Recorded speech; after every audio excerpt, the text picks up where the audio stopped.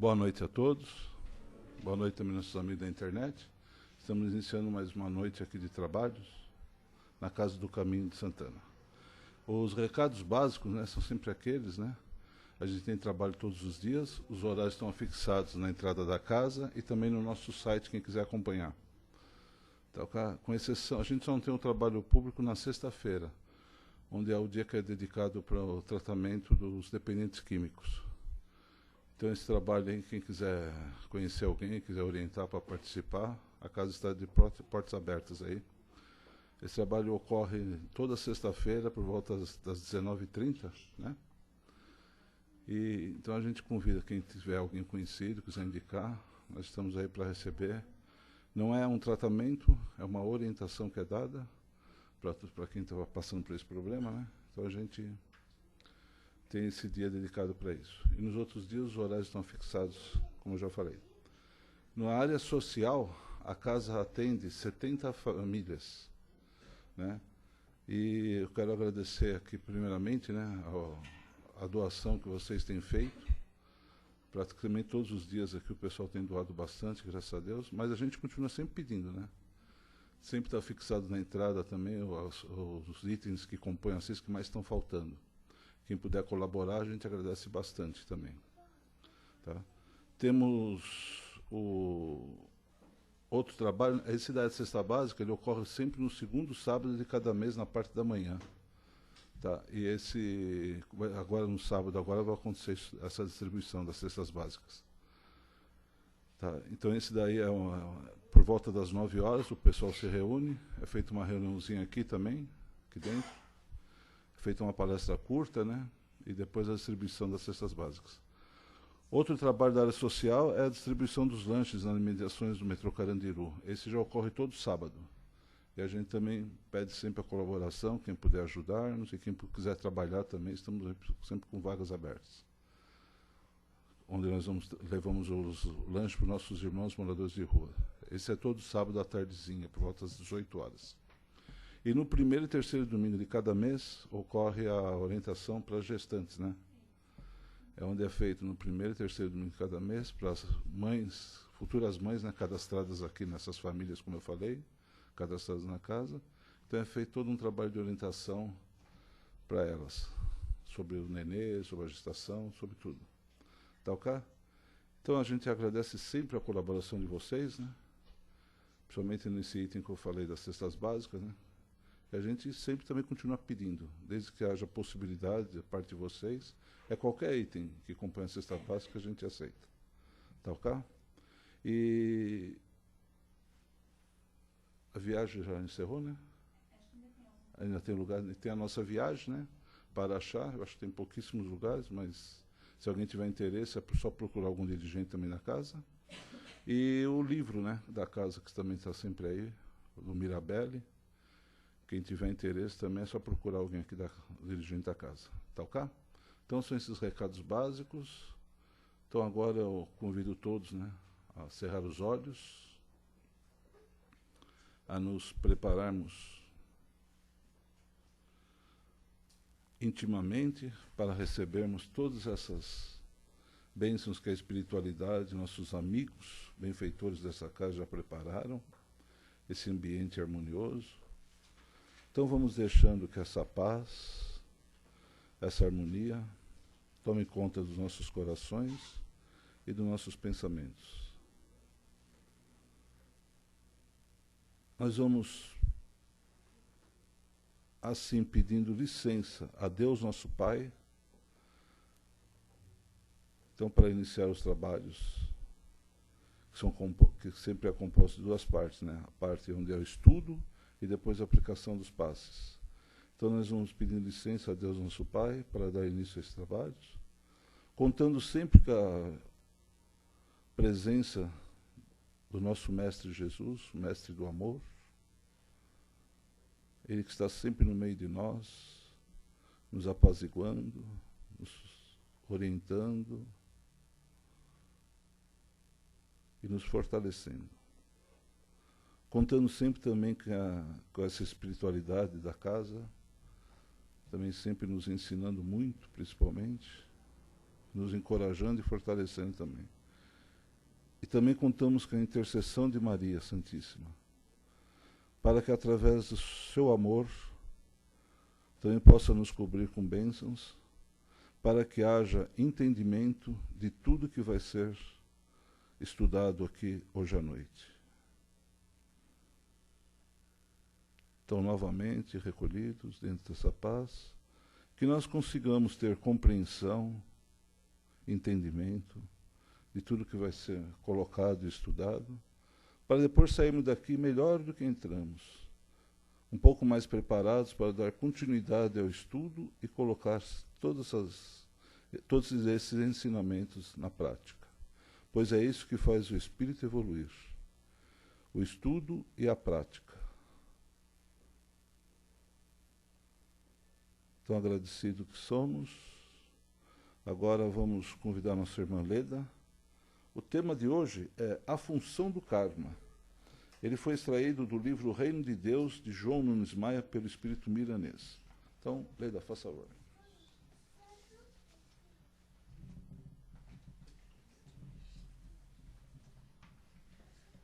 Boa noite a todos, queridos.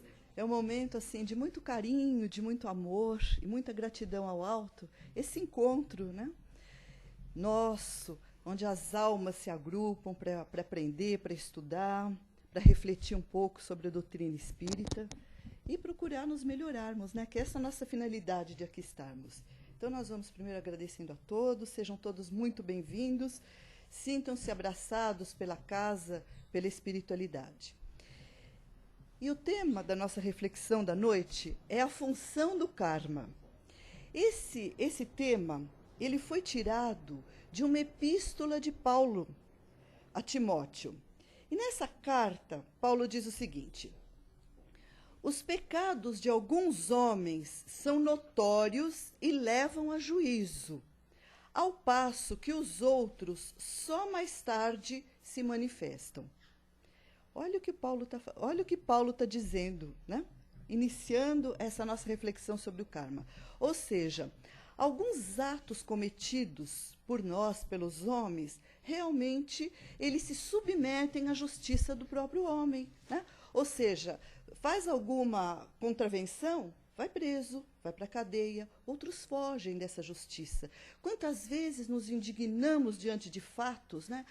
Puxa, mas fulano teve qualquer tipo de ação equivocada, atropelou alguém, fugiu, não cumpriu, a justiça não pegou, como é que pode, né? A justiça não interviu. Então, Paulo está dizendo, a justiça dos homens escapa muita coisa, mas a justiça de Deus só mais tarde se manifesta. E se manifesta, de alguma forma, em algum momento. Seja num período breve, ou seja, num período mais longe, mesmo na espiritualidade. Porque essa justiça, ela está não fora de nós, mas na nossa consciência. Nós temos a consciência dos atos que cometemos. E na espiritualidade, a nossa visão é completamente diferente, porque somos transparentes. Os espíritos nos enxergam como realmente somos. Então, o pensamento é a linguagem.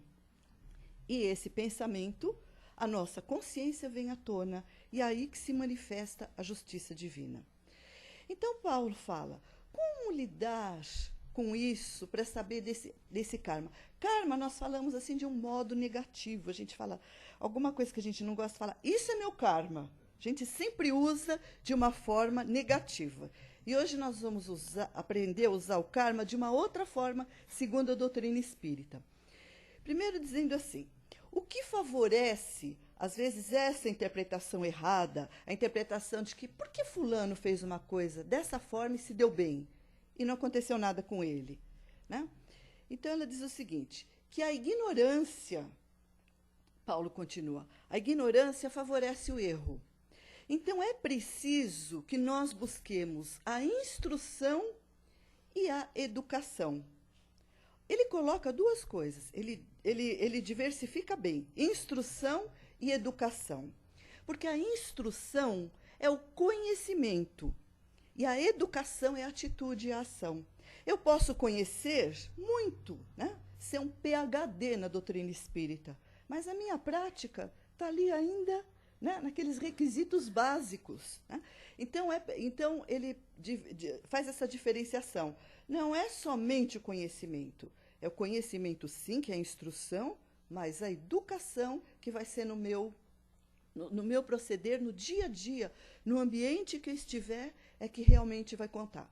Então, o Pai nos subsidia de muitos modos de compreender e de entender.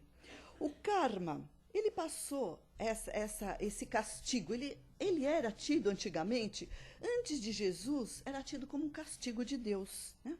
O karma, aquela coisa pesada, sofre porque Deus está vingando, que ele fez alguma coisa, que é uma pessoa ruim. Era a lei do olho por olho, dente por dente. Era aquele Deus temor, que nós tínhamos medo até de questionar, medo da justiça divina. Então, era aquele procedimento meio que forçado. A gente não fazia por compreender e querer, fazia à força. Tudo aquilo que nós fazemos forçado, sob a vigilância de alguém ou de algo superior, não é uma coisa espontânea. Diante da vigilância, eu procedo de uma forma. E a hora que ela tranquiliza e que eu não tenho mais essa vigilância, o que acontece? Eu começo a proceder como eu realmente sou. Então a gente conhecia esse Deus temor, era o karma, era aquela coisa pesada, eram os castigos, era o Deus que castigava. Então o karma queria dizer castigo. Aí, segundo Jesus já vem mostrar o amor, ele vem mostrar o Deus amor de uma outra forma, aquele Deus Pai. Ele ensinou que aquele filho que pede um pedaço de pão para um pai, ele não dá uma pedra, ele dá um pão. Então, esse Deus de amor que nos dá aquilo que nós precisamos. Então, a gente passa a compreender um pouquinho melhor. Aí vem a doutrina espírita e revê esse evangelho de Jesus de uma linguagem que nós podemos entender. Ele fala de uma forma muito mais clara a doutrina espírita. Então, ela vem mostrar que como nós aceitávamos o karma lá atrás, como aflição, como um castigo, né? Que ninguém foge por efeito de um pai rancoroso, porque Deus era aquele Deus antropomórfico, com a figura humana. Lembra? Quantos de nós que já vimos, estudamos no catecismo, aquele Deus que castigava? Então, Jesus reverte essa figura. Então, passa a ter um outro sentido a palavra karma. E a doutrina vai mostrando que também não é para nós entendermos, segundo a doutrina espírita, o karma como uma fatalidade, ou seja, o destino do homem está estipulado por uma causa divina, que Deus nos coloca, transcendental, que transcende essa nossa estada aqui. Nada ou ninguém é capaz de tirar a ordem estabelecida no mundo. Então, é o determinismo, o fatalismo, a fatalidade. Agora, imagina, se houvesse um determinismo, realmente, e ninguém pudesse fugir à ordem das coisas, que fosse, se a gente encarar o karma como algo pré-determinado, o que nós estamos fazendo aqui? Qual que é o nosso sentido da nossa estada na Terra? Porque nós fazemos um planejamento reencarnatório, tá certo? Fazemos. Ninguém foi jogado aqui de sopetão. Cada um de nós que está aqui presente, né, encarnados, e os próprios desencarnados que estão nos ouvindo também, todos nós passamos junto com os ministros da reencarnação e planejamos e projetamos a nossa estada aqui no planeta. E se nós podemos considerar uma fatalidade ou um determinismo, é no sentido da nossa escolha. Nós escolhemos, esses ministros nos ajudaram como? Dizendo, eles nos conhecem até as nossas fibras mais íntimas. Então, eles sabem das nossas potencialidades, das nossas capacidades, aquilo que podemos ou não fazer. Então, eles nos ajudam. E aí atua a justiça divina e a misericórdia. Porque dependendo das nossas possibilidades, essa nossa estada aqui no planeta, transformando a palavra de karma para a ação, que é realmente o seu significado, o karma não é castigo, o karma é ação. Então, essa nossa ação, pelos processos que nós passamos, foram acordados por nós mesmos na espiritualidade. E eles nos auxiliam. Então, nós percebemos aí a justiça divina e a misericórdia de Deus. Então, eu vou lembrar vocês de um livro que nós lemos, chama-se Deficiente Mental porque Fui Um. Eu não lembro o autor, mas esse é o título do livro. Deficiente Mental porque Fui Um. Então, é a história de 3 espíritos diante de uma reencarnação. São 3 espíritos de soldados que batalharam numa guerra. E esses soldados, eles assim, foram vitoriosos nessa guerra. E o que eles fizeram? Tripudiaram sobre os inimigos. Aqueles que já foram capturados, eles executavam friamente.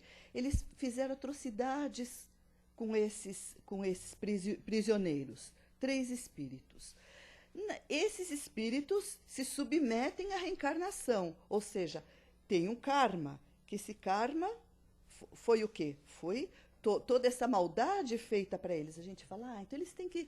Se fosse aquela lei de Italião, aquela lei lá atrás, ia ser, então fizeram assim, então tem que voltar, participar de uma guerra, morrer numa guerra. Não é assim que às vezes a gente erradamente pensa no karma? Mas não. Olha a bondade de Deus. Desses 3, um teve um remorso tão grande dos atos que participou, que ele pediu para voltar, para reencarnar na condição de um deficiente mental. Ele pediu e concordou de vir como um deficiente mental para resgatar, para reparar tudo aquilo que ele tinha feito. Um deles veio nessas condições. O outro, um segundo, ele veio na condição de um médico. Ele estudou com muita dificuldade, não teve os pais que sustentassem seus estudos, estudou com muita dificuldade e estava trabalhando na Cruz Vermelha, ganhando uma miséria e atendendo todos aqueles necessitados, doentes, estrupiados de guerra também. Ele estava trabalhando no bem. E um terceiro, então, que desses 3, voltou também, reencarnou, como para ajudar o próximo, ajudar os familiares, servir de exemplo e de modelo para aqueles que estavam à sua volta. Mas esse não cumpriu o seu papel. Esse se revoltou porque ele tinha muita dificuldade, pelo próprio processo dele, né? Tinha muita dificuldade e ele era assim, revoltadíssimo contra Deus. Então, na espiritualidade, mostrando essas 3 reencarnações, os mentores dizem o seguinte: mas e ele? Não acontece nada? Desse jeito, reclamando, resmungando, esbravejando, nada acontece com ele? Então, eles disseram, preste atenção, olhe o organismo dele, o que ele está desenvolvendo. Ele está desenvolvendo uma doença, está desenvolvendo um câncer, que logo mais ele vai ter um sofrimento atroz. Porque o que ele poderia ter resgatado pelo amor, a ação que ele praticou, reagindo no amor para anular aquela ação ruim, ele está se comprometendo ainda diante da justiça divina e vai ter que ressarcir de alguma forma. Então, a gente vai analisando a bondade de Deus. Cada um teve um processo diferente do mesmo ato. Naquele mesmo ato na guerra, das atrocidades, cada um tinha um entendimento, cada um teve um processo diferente, uma maturidade espiritual para encarar de uma ou de outra forma uma vida futura. E assim somos nós. Nós, diante desse compromisso da reencarnação, assumindo o nosso karma, entre aspas, que não é pecado, que são aquelas necessidades que nós temos, que Deus coloca na nossa jornada, no nosso caminho, não por acaso, mas por nossa necessidade, porque nós precisamos ainda dessa lição para poder aprender e evoluir. Como é que nós saímos de uma escola? A gente sempre diz assim, como é que a gente consegue sair de uma escola? A Terra é uma escola, não é? Acho que todo mundo já ouviu dizer que a Terra é uma escola. Outros ouviram dizer que a Terra é um hospital. Como que eu saio de uma escola? Passando de ano. É uma possibilidade. Eu tenho 2 de sair da escola. Eu posso passar de ano ou eu posso comprar o diploma. Não é assim que eu saio? Será que na escola de Deus eu posso comprar o diploma? Que é a nossa terra, a nossa encarnação? Eu não compro o diploma. Eu tenho que ter o meu diploma, eu tenho que batalhar por ele. Então eu preciso passar e aprender essas lições que eu mesmo pedi e acertei na espiritualidade. Agora, se a terra fosse um hospital, quando que um paciente, nós estamos na terra como pacientes, né? Nos curando de algumas mazelas. Como é que um paciente sai de um hospital? Ele foge com soro pendurado no braço? De espécie alguma. Ele tem que ter alta médica. Ele precisa ter alta médica. Ou sai fugido. Sai fugido, ele não está recuperado. E assim é o hospital divino, que é a nossa terra, esse hospital de Deus. Nós temos que sair com a alta, dizendo que estamos curados, né? Então, diante disso, a gente pergunta, como reparar o mal? Se estamos falando de karma, que é a reação da ação que eu cometi, que eu preciso, tenho essa necessidade desse processo para o meu aprendizado, como que eu posso reparar? Será que é somente com o mal? Se eu pratiquei o mal, eu tenho que receber o mal, eu tenho que a reação da vida, da justiça, da bondade e da misericórdia de Deus, eu passar por um mal? De espécie alguma. Eu posso. Esse processo, nós sabemos que ele é individual, intransferível e inadiável. Ou seja, 3 Is. É individual, intransferível e inadiável. O processo que eu preciso passar, que eu tenho condições, porque aquilo que eu não tenho condição não é colocado no meu caminho. É desviado ou amenizado. Ele é individual porque ninguém pode passar por mim. Por mais que eu ame alguém, por mais que eu ame um filho, um parente, um ente querido, o processo é de cada um. Então, cada um vai ter que crescer espiritualmente. Não posso transferir para o outro, porque ele é meu, faz parte de mim. E inadiável. Ele pode ser retardado.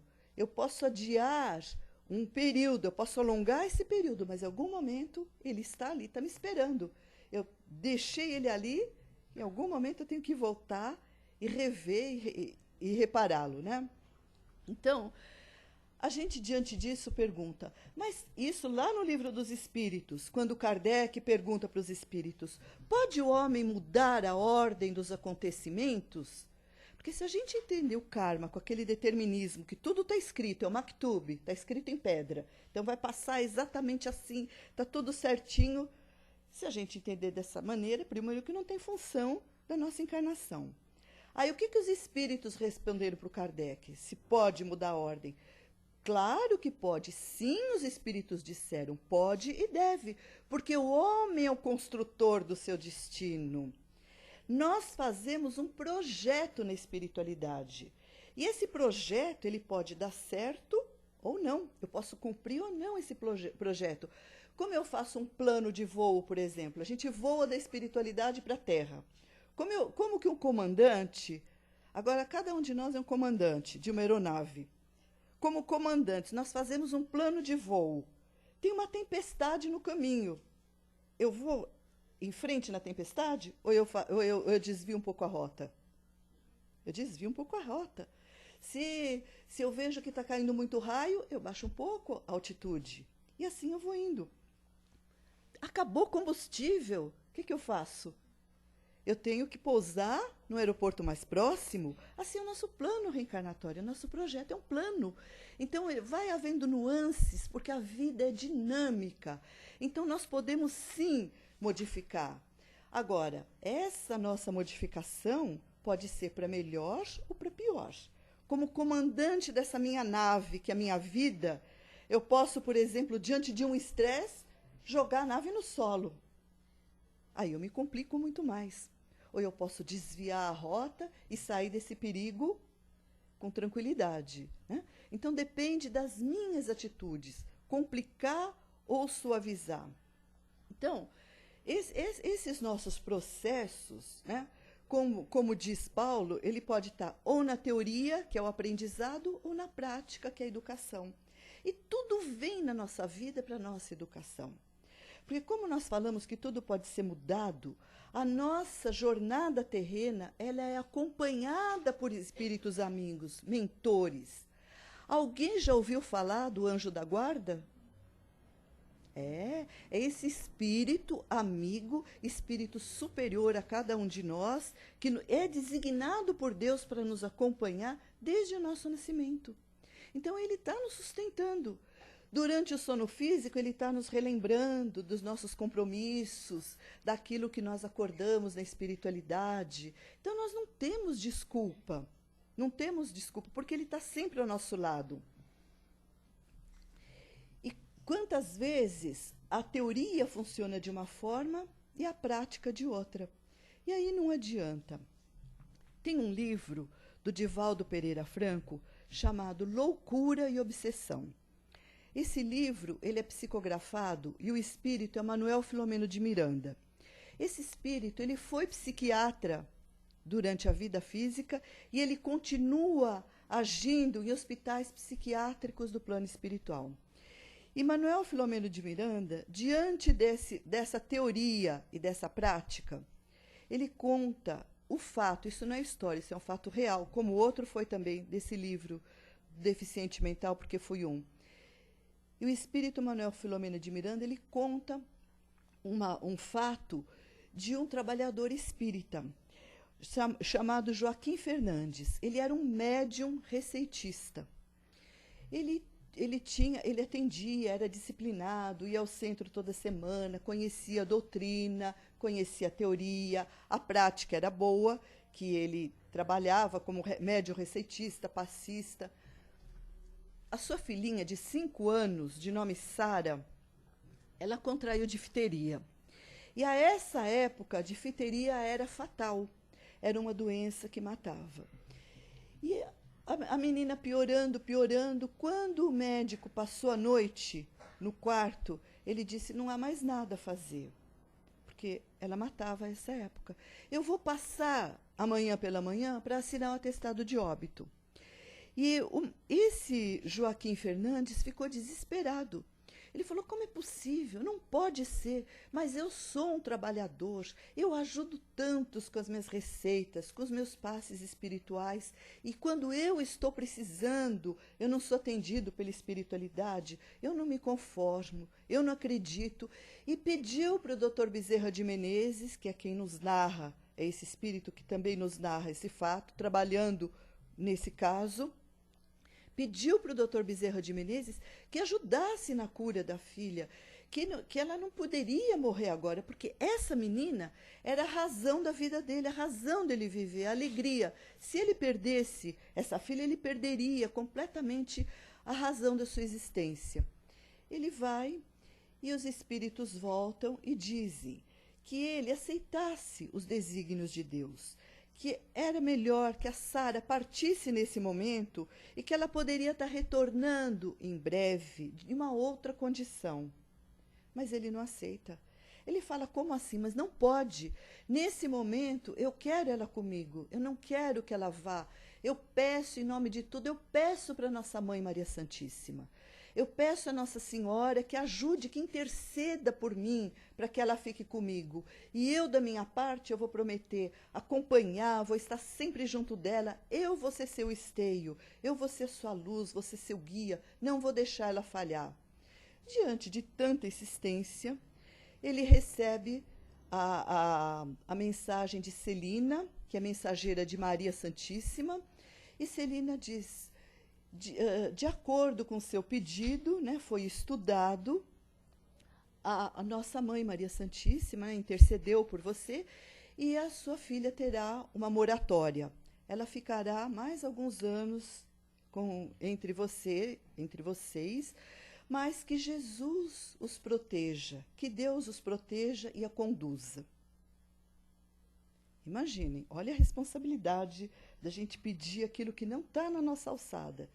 Muito bem, essa menina realmente cresceu, foi para a evangelização infantil, conheceu a doutrina, foi criada assim numa redoma, o pai cercando de todos os cuidados.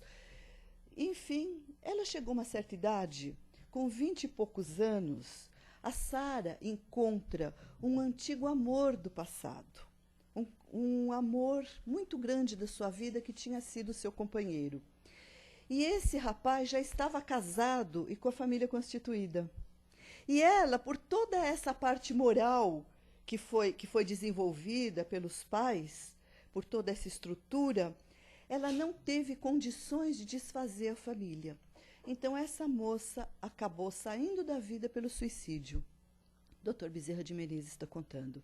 E ele está dizendo para o espírito Manuel Filomeno de Miranda que ela já havia se suicidado numa encarnação anterior. Então, era projeto reencarnatório dela ficar esses 5 anos encarnado com esses pais na doutrina espírita para aprender, para que ela pudesse retornar mais fortalecida e ter estrutura de quando, num futuro, quando houvesse um reencontro, que ela tivesse um outro tipo de amadurecimento e fortalecimento para que ela pudesse suportar isso. Então, trazendo esse fato para as nossas vidas, quantas vezes nós queremos antecipar o tempo de Deus? Nós queremos o tempo de Deus no nosso tempo. O nosso tempo é agora, é aqui, berço, túmulo. Então, nós temos pressa, né? Nós temos muita pressa. Tem até isso é uma historinha muito interessante que Humberto de Campos conta, né? O Vladimir já sabe que eu já falei na quarta-feira. Humberto de Campos conta uma história que um homem não estava entendendo o que era infinito, o tempo de Deus. Como assim? O que é o infinito, né? O que é? Ele perguntou para Deus. Mas Deus, o que é 1 bilhão de anos? Aí Deus respondeu para ele: ah, meu filho, 1 bilhão de anos é um segundo. Nossa, 1 bilhão de anos é um segundo. Puxa, Deus, e o que é 1 bilhão de dólares? Aí Deus falou: ai, filho, 1 bilhão de dólares é um centavo. Aí ele pensou, falou: ai, Deus, me dá um centavo. Aí Deus falou: espera um segundo.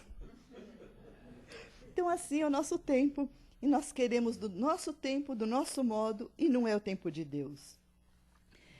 Então, nós sabemos que esses reajustes, esses nossos processos, eles podem ser dolorosos ou não, dependendo da nossa compreensão, dependendo da nossa educação espiritual. Nós precisamos, Joana de Ângeles diz, que o Pai do Céu coloca à nossa disposição, na nossa vida, os fatos, os nossos desafios, aquilo que nós necessitamos. Mas o que nós necessitamos não é o que nós queremos. Nós queremos quando estamos planejando, porque nós queremos o nosso progresso, mas chegamos aqui, a gente se distrai. Então, nós esquecemos, vem o esquecimento do passado, eu não lembro. Aí os espíritos nos lembram, os nossos anjos de guarda, durante o sono físico, vão nos relembrando. O doutor Jorge Andréa, eu nem sei se ele já desencarnou. Não, ainda bem, porque ele é maravilhoso. Esse precisava demorar um pouquinho mais para partir. Ele é psiquiatra, um psiquiatra baiano, e ele é muito gostoso de ouvir as palestras, as coisas dele. Então, ele chama assim de karma, ele substituiu a palavra karma por correção da lei. Ele fala, a gente está corrigindo o que estava errado lá atrás. Então, ele fala correção da lei. Mas essa correção da lei, ela pode ser severa ou não, o doutor Jorge Andréa fala. Porque existem os elementos neutralizantes. Olha os termos que ele usa. Os elementos neutralizantes dessa correção da lei. O que são os elementos neutralizantes? É o amor. É a ação no bem. Não adianta só o arrependimento. Seria muito fácil. Eu faço algo que não deveria ter sido feito e me arrependo. Ótimo. Ponto final? Não. Vírgula. Eu preciso reparar. De alguma forma, pelo amor, outras vezes pela dor, mas de alguma forma eu preciso aprender. Normalmente a gente passa por uma dorzinha, porque a dor é aquele aguilhão, né, que faz com que a gente desperte e não caia novamente no mesmo erro. Então vem aqueles cutucões, né? Então, a doutrina espírita nos diz que para esse nosso aperfeiçoamento espiritual, nós temos que compreender que todos nós passamos pelo mesmo processo de crescimento, porque nós temos o mesmo processo da nossa criação. Deus criou a todos exatamente iguais, filhos de Deus.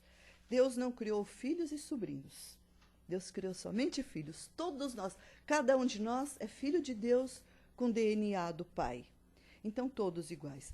Uns conseguem passar o processo com um pouco, essa trajetória um pouco mais rápido, outros se demoram um pouquinho mais. Mas todos alcançarão seu objetivo, que é a perfeição e é o progresso. Uma outra coisa que a gente tem que lembrar, diante dessa palavra karma, que a gente já não dá mais essa pecha de pecado, de castigo, mas de correção da lei, que o espírito não regride. A gente não entende quando a doutrina espírita diz, o espírito não regride. Como? E aqueles que cometem tantos desatinos, assassinos? Ou seja, o espírito não regride, tudo de bom que ele conseguiu, que ele adquiriu, ele não perde. Ele pode sim se comprometer, mas nunca perder, porque é uma conquista própria. Então ele não perde o que ele conquistou, mas muitas vezes ele se compromete. Então essas provas escolhidas por nós mesmos são essas correções que nós fazemos. Lá no livro do André Luiz, do Chico Xavier, Missionários da Luz, que é dessa série do Nosso Lar, que trata das reencarnações, ele fala dessas correções da lei. Um espírito que vai reencarnar, de nome Silvério, quem já leu o livro vai identificar, de nome Silvério, ele está para reencarnar e os missionários da reencarnação, aqueles espíritos encarregados, sugerem a ele, pelo seu orgulho, pela sua prepotência, e que ele errou por isso numa encarnação anterior, eles sugerem que ele venha com um leve defeito na perna, para que ele tenha muita preocupação com essa perna e não caia de novo nesse orgulho, nessa prepotência, nessa vaidade. E ele aceita, e ele fala, não, realmente vai ser o melhor para mim. E ele aceita reencarnar dessa forma. E aí acontece muita alegria ali entre os espíritos, mas eles fazem uma recomendação severa para eles. E não me volte aqui antes dos 70 anos. Não me volte aqui. Quer dizer, nós fazemos esse projeto, essa nossa correção da lei, a gente vem com uma carga para a nossa vida, né? O nosso fluido vital para um determinado período. Nós podemos também abreviar pelo nosso comportamento, pelas raivas, pelas ansiedades, pelas iras, né? Pela nossa postura mental, nós podemos antecipar a nossa volta. E para encerrar, eu gosto muito da Joana de Ângeles, né? Eu sempre brinco, eu digo assim que eu sou Joanete, né? Que eu sou assim, macaca de auditório do espírito Joana de Ângeles, que ela é uma psicóloga e ela vai no cerne da questão. E ela nos faz refletir muito. Aliás, é até difícil a leitura dela, que a gente tem que ir e voltar, porque ela fala, as coisas são muito profundas. E ela diz o seguinte: quando nós temos a culpa, que a gente acha que o karma é porque eu fui mal, porque é o pecado, que é o castigo, a Joana de Ângeles diz o seguinte, que a culpa, inscrita na nossa consciência, no cerne do ser, ela é um processo semelhante ao autismo, quando nós não nos achamos merecedores das graças de Deus. Nós ficamos entre nós nos fechamos. Ela diz que é um tipo de um autismo. Quando eu me acho culpado, mas eu devo ter errado muito. A gente não fala assim, esse é meu karma, eu errei muito lá atrás. Então a gente se fecha. E ela nos classifica de autista. E ela fala que nesse processo, quando a gente não se abre para a vida, não se abre para o amor, não se abre para a alegria de viver, para o desfrute da vida, ela fala que é uma forma mórbida de sofrimento, desnecessário. Por quê? Porque nós eliminamos, nos fechamos, tipo autistas, nos fechamos em nós e não nos abrimos para a vida, para a alegria de viver. E é isso que nós fazemos numa casa espírita. Essa doutrina abençoada nós temos que abraçar com muita alegria, com muito entendimento, mudar o nosso processo e passar da instrução para a educação, ou seja, da teoria para a nossa prática. Que Jesus nos abençoe e a nossa Mãe Maria Santíssima nos cubra com seu manto de amor.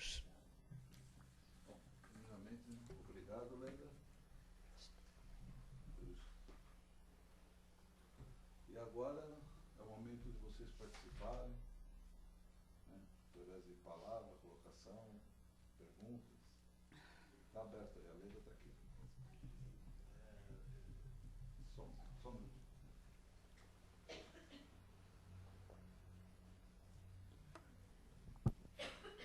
Não é nenhuma pergunta, né, uma colocação. Eu acho muito legal que a lei de Deus é perfeita, né? A lei que Ele criou para nós é perfeita, né? Ele nos dá o direito de plantar e nós podemos escolher. Tanto, acho que muito legal o que você falou também, tanto nessa mesma reencarnação como nas próximas. E também muito legal, né? Uma passagem que você falou que o espírito já teve um suicídio e na vida na próxima reencarnação ele se suicidou de novo, né? Diz que são as nossas tendências, né? E existem relatos de alguns espíritos, né, que em inúmeras reencarnações eles vieram fazendo essas mesmas coisas, não só suicídio, né? Algumas tendências boas e não tão boas, né? Exatamente. Então agradecer pela sua palestra, muito legal, gostei muito. Muito obrigada. Alguém quer colocar alguma coisa, falar mais alguma coisa? Não? Seu Américo. O senhor quer? Olha, a Terra evolui, se modifica, né?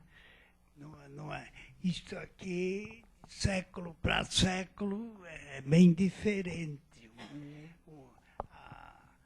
Enfim, tudo, e até nas leis, né? Exatamente. Agora, pode ser que um indivíduo, um espírito, não tenha mais oportunidade de reencarnar aqui na Terra. Para onde ele vai? Mas como Jesus nos ensina, né? A gente nunca pode pôr no passado o que Jesus nos ensina. É tão atual as lições dele. Há muitas moradas na casa do Pai, né? E há muitos globos que ainda são mais atrasados que a Terra, né? Que são mais atrasados que a Terra. Então a Terra funciona, lembra da escola? O que acontece na escola? Se um aluno já alcançou todos os seus graus, ele não precisa ficar naquela escola, ele vai para uma mais adiantada. Mas, em compensação, se aquela escola vai evoluindo e fechou o prézinho, ela não vai mais ter prézinho porque os alunos estão mais maduros, né? Mais espertos, mais inteligentes. Aquele que ficou lá atrás no prézinho, que é o caso daqueles retardatários, aí o que vai dizer? O diretor da escola vai se comunicar com uma outra escola, vai falar que o curso fechou.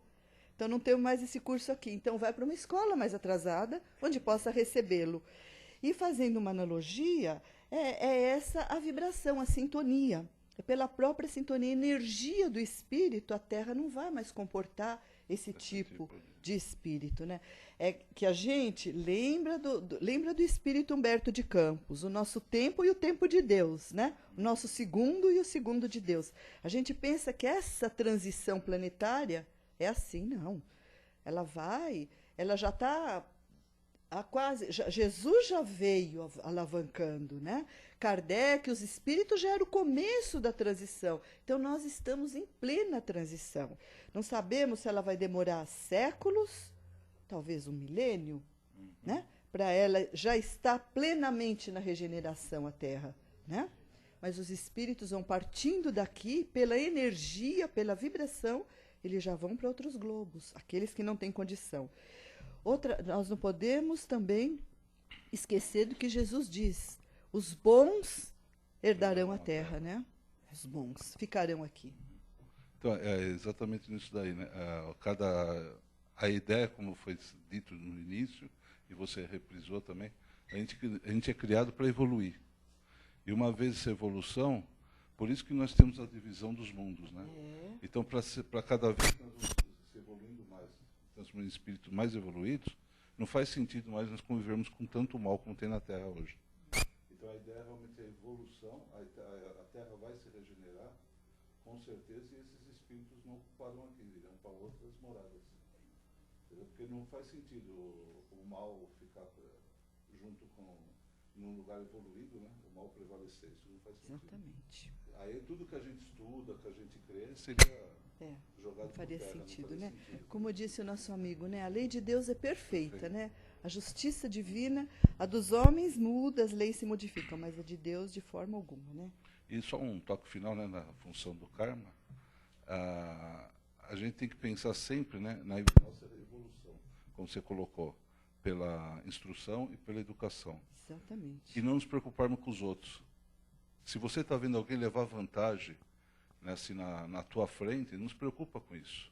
Que é isso que o texto quer ensinar, né? Deixa ele. Não quer deixa ele, entendeu? Porque a lei existe, entendeu? O que você Não pode estamos fazer é jogando. servir de exemplo, Servir né? de exemplo, Não fazer por ele. Não fazer por ele e também não ficar chateado porque você acha que, poxa, eu faço tudo certinho, me dou mal, ele faz tudo errado.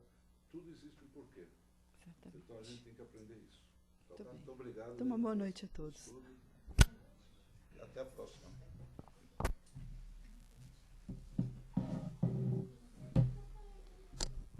Bom, agora chegou o nosso momento de nós juntos, né? Eu convido todos novamente a cerrar os olhos, nos unirmos com os pensamentos elevados. Vamos gerar muita luz, muito amor, em formas de vibrações. Então convido todos.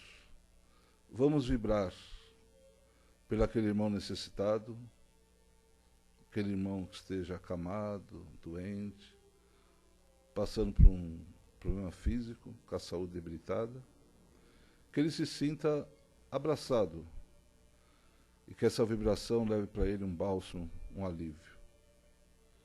Aqueles irmãos também que transgrediram as leis humanas e divinas, vamos vibrar intensamente para esses irmãos para que eles repensem nas falhas cometidas e consigam se reintegrar ao nosso meio.